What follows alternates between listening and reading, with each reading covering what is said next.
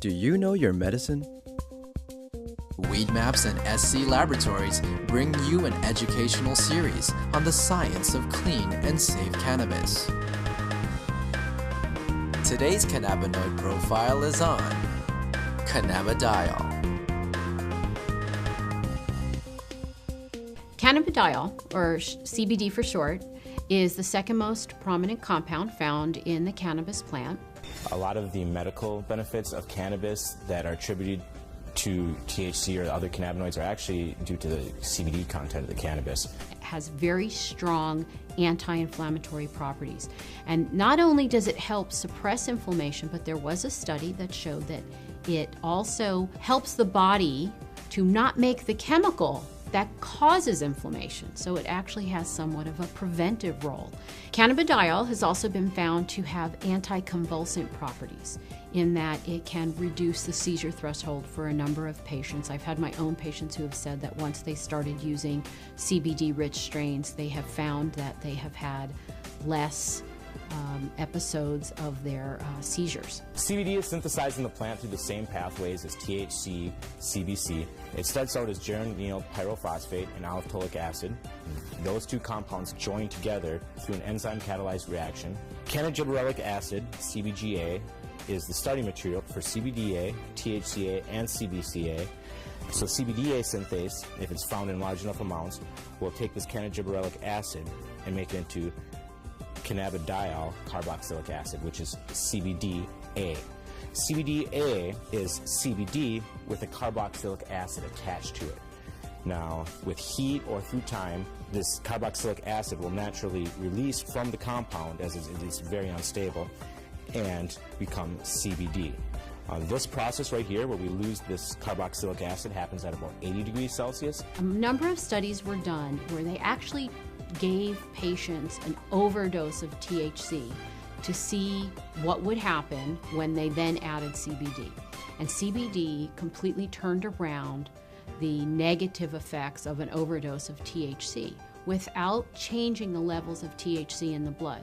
So that means that CBD exerts its own medicinal, just doesn't reverse THC, it actually has its own medicinal properties. CBD has been found to cause cancer cells to what we call commit suicide while preserving the normal cells.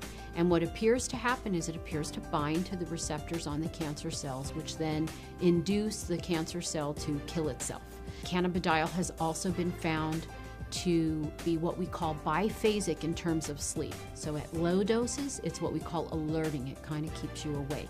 At higher doses, it can be very sedating and cause you to sleep. But what's nice about that is you can control whether or not you are alert or you're feeling tired. When I started testing cannabis about 2 or 3 years ago, we saw virtually no high CBD plants. Almost every plant we tested was high in THC, anywhere from 10% to 20% THC, with some outliers on either end. Some plants would have maybe 1% CBD at the max, 1.5% CBD at the max. Now that we've been testing for a while, we see anywhere from 8 to 15% CBD and maybe 5 or 6% THC in these strains. Some strains we get a 50-50 ratio. It can happen in all different ratios, but what it is it's a recessive gene in plants.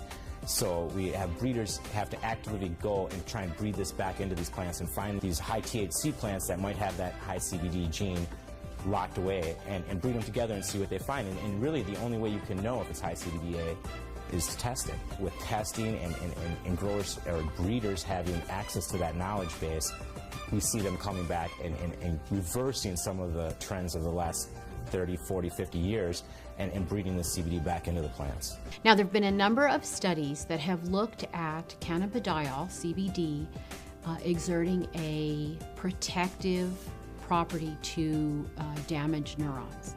And it appears that in the studies, CBD protects the nerves by inhibiting the process by which nerves are damaged. CBD has also been shown to protect against brain injury. When patients or lab animals have had a brain injury, CBD appears to protect the brain from damage that occurred to the nerve cells. The studies have shown that it can actually fight MRSA, which is methicillin-resistant Staph aureus, a notorious bug that is resistant to a number of antibiotics. A topical application of cannabis was able to fight the infection, and the MRSA was eradicated from that infection site. SC Labs tests for CBD with a high-performance liquid chromatograph, also known as an HPLC. There's two different ways you can test for cannabinoids. It's either with an HPLC or with a GC. If you hear of someone testing with other methods, it's probably not a scientifically validated method. But the problem with the GC is that the GC uses heat to test for these cannabinoids. And as I said earlier, all the acidic cannabinoids are very sensitive to heat. So the GC can give you no information about the acidic cannabinoids. It can only tell you about the non-acidic cannabinoids. The heat is decomposing these compounds. It's definitely decarboxylating all of them. And you're trying to measure it as these compounds are in a state of flux. And that's just, it's kind of fuzzy. So we use the HPLC because it keeps the cannabinoids in their natural state. They're in their liquid state. There's no alteration. There's no heat or anything like that happening. And so we get a much more accurate and a much more realistic picture of what's actually in the sample that we're testing. One of the important things for people to understand about cannabidiol is it is not psychoactive. That means it does not change your mood, your mentation, the way that THC has psychoactive properties and can actually cause what we call the high. CBD does not do that. For patients who are not interested in the THC effect but are interested in the CBD effect, this is a terrific choice for them to have.